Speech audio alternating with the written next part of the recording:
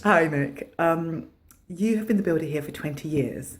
Could you please tell me how you became associated with the hall? I used to look after flats in South Woodford, but the actual man in charge of those flats was an architect who also was a trustee for the Memorial Hall.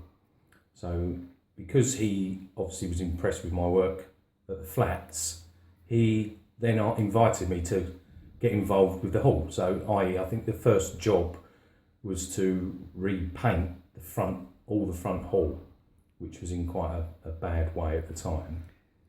So that was the first job I did there, yeah. And that would have been about I would say it was around 1992. 1992. Yeah. And so, what was the biggest and most difficult job?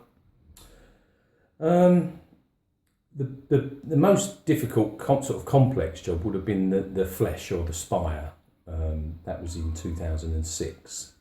That was the most probably structurally involved job that I did or was involved with. But there's been many others, like the complete redoing of the rear hall floor, which had to be completely taken up, levelled, new supports put in underneath, new timbers put in where it was rotten. So that was quite a major one. So we did all the substructure basically, getting it up to ready to have a floor laid, a vinyl floor laid on top of it, which is still there to this day. So yeah, that was another major job that we sort of undertook. The flesh job, why was it particularly difficult? Firstly, because the building's listed, so you've got lots of things that you have to sort of, as you would know, you have to adhere to. So you have to use as near to the original materials as possible. And it's just liaising with lots of different people to bring it all together. How did you get the materials?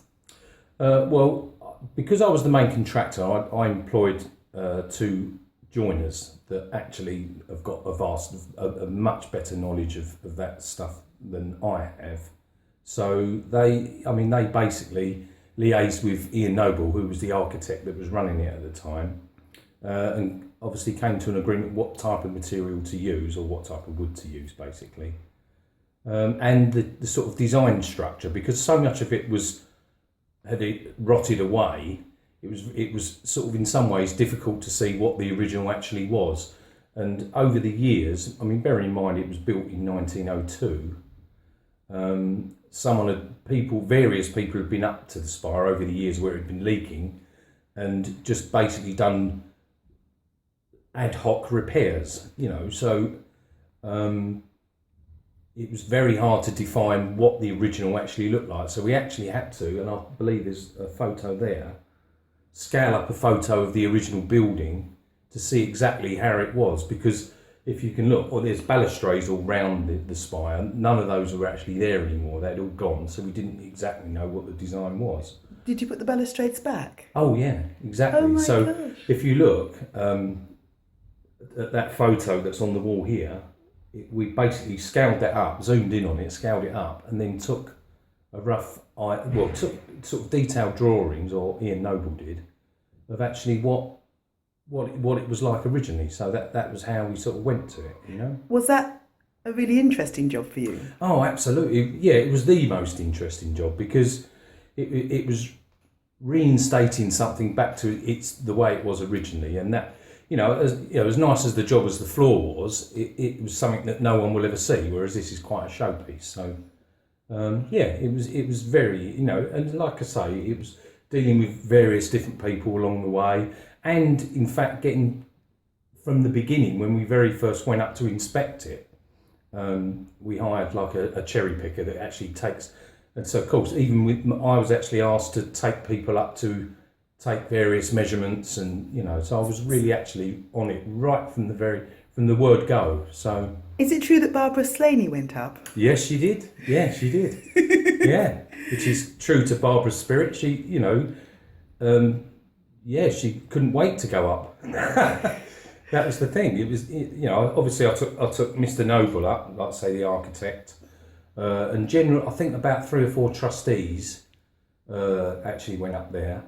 And then I think finally Barbara said, well, aren't you going to take me up there? So up we went and had a good look round it, because it was good. It was a good thing. How long did it take you? What, from start to finish? Yeah. Well, once the work started, I believe it took about 10 weeks from the very beginning to the actual finish of it. Unfortunately, right at the very end, because we had to send the weather vane off to be actually, again, pattern made. Although the original was there, it was so badly damaged, or sort of, it just wasn't feasible to have it refurbished. So we sent it to a specialist company to have it pattern made, a new one pattern made. They sent it back. I then fixed it, which was something I'd never done before, having to get the compass points right, and then all that was left was for the relevant people. I think it was, I can't think of the guy's second name now, Edmund, Barbara would know, and Ian Noble, to photograph the finished article. And the night before, some yobbos climbed up, stole the weather vane, and tried to set light to the scaffolding. No. Yeah, so that was really unfortunate. So when Edmund and I sort of got up to the top, it was just a mess up there, and obviously we had security, but they'd like sort of anti-climb fencing around the base, and it was secure, but you know what these kids are like. They managed to, I think they clambered from the flats next door. That must have been gutting. It was, and so they'd stolen the weather vane. I mean, it was of no use to them whatsoever. So they obviously, I don't know what they did. We probably just run down the road and threw it somewhere. And but you never got it back. Well, then fortunately we had some photos of the weather vane that we'd had remade. So we had to then take dimensions scaled from the photo to have another one made. Oh my goodness. Which was quite a great cost at the time, but it was actually, it was done then. So that was the unfortunate thing, but yeah, it all turned out okay in the end. So